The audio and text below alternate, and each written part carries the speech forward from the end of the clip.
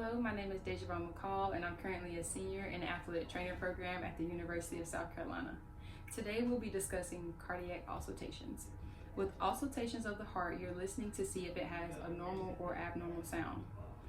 The normal sound would be the lub-dub sound. So this is a stethoscope.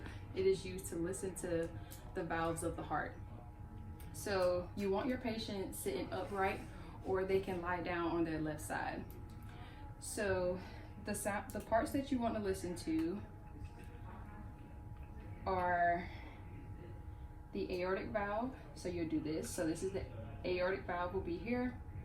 You come straight across, that will be the pulmonary valve. You go down, it will be Erb's point. Under that, you'll have the tricuspid valve, and then you need to go laterally and you'll have the mitral valve.